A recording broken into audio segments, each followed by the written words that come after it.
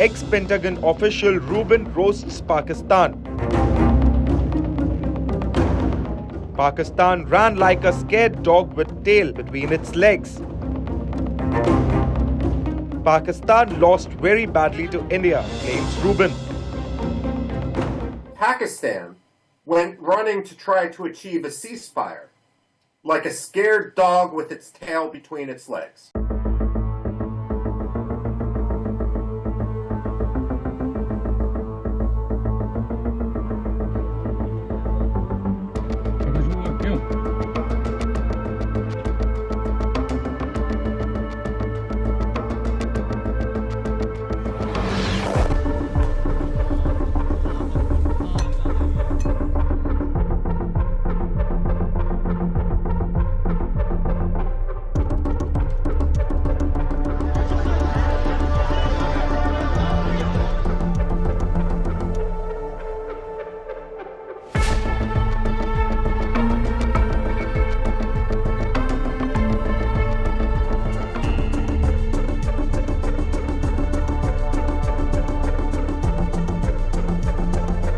It's going to be very difficult for Pakistanis to convince themselves that they won this 4-day war.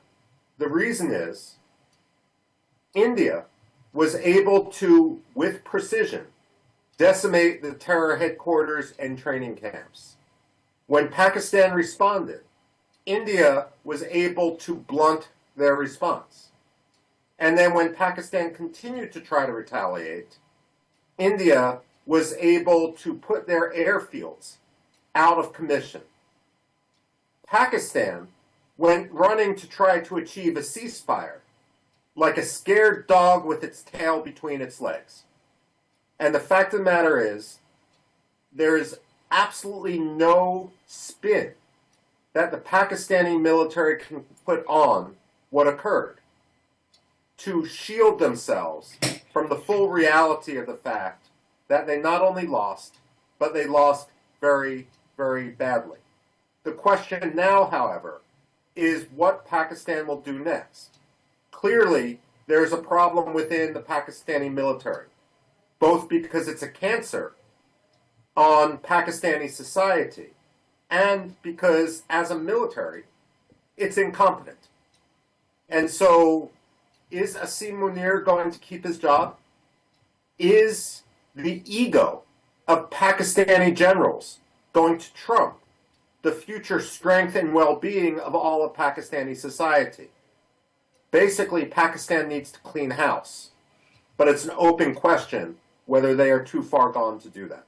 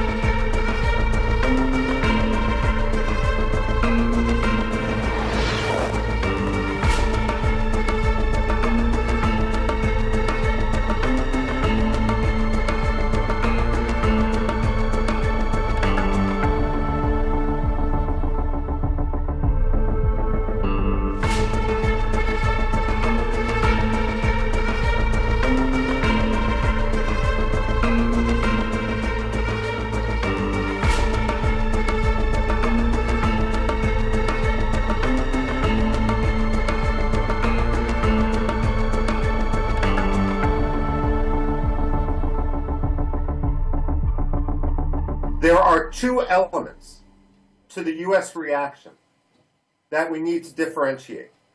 What the United States actually did versus what President Donald Trump said. The two are not necessarily synonymous. Certainly, whenever Pakistan and India come into conflict, the United States tries to mediate behind the scenes. And this is reasonable because the United States is trying diplomatically to provide an off-ramp to prevent unrestricted warfare and also, in a worst-case scenario, prevent an escalation to any sort of nuclear exchange. So the fact that the United States would be in touch with both New Delhi and Islamabad is obvious. And the fact that both New Delhi and Islamabad would use Washington to pass messages is also obvious. Now, theoretically, both countries could also work through Moscow. But Moscow right now is busy with Ukraine. They don't have the focus. And there's also Beijing. But while Pakistan has good relations with Beijing, I mean, Pakistan is basically a colony of Beijing right now. Neither India nor the United States, for that matter, do. And therefore, Beijing cannot be a responsible mediator. So in this case, we mediated. Now, that's different from what Donald Trump said. Donald Trump likes to claim credit for everything. If you ask Donald Trump, he single-handedly won the World Cup.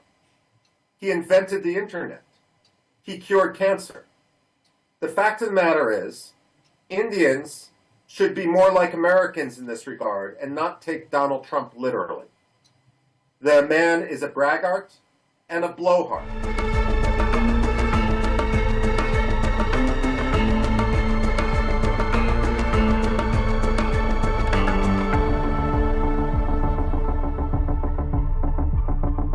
Prime Minister Modi should not make the same mistake that the Shah of Iran made prior to the Islamic Revolution. If you recall, the Shah of Iran had purchased billions of dollars worth of American F-14s, which in the 1970s were the top-notch fighter jet in the world.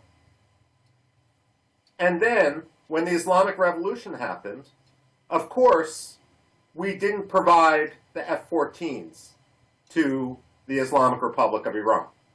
And this has become a diplomatic bone of contention ever since. Now, we're not talking about anything like the Islamic Revolution in India, of course. But this parallel should be front and center in the Indian consciousness. What happens if the United States doesn't fulfill its contracts? I mean, the irony here in wanting to sell India the F-35s was the United States diplomatically and militarily was taking advantage of the fact that Russia defaulted on its contracts with India because Russia needed its spare parts, its ammunition, and its aircraft engines for Russia's own war with Ukraine. Now, Donald Trump, basically because he likes to talk off the cuff and he puts his own interests above those of traditional diplomacy, has completely undercut the American defense industry and the American defense relationship with India. That I see as the greatest ramification of Donald Trump and his loose lips.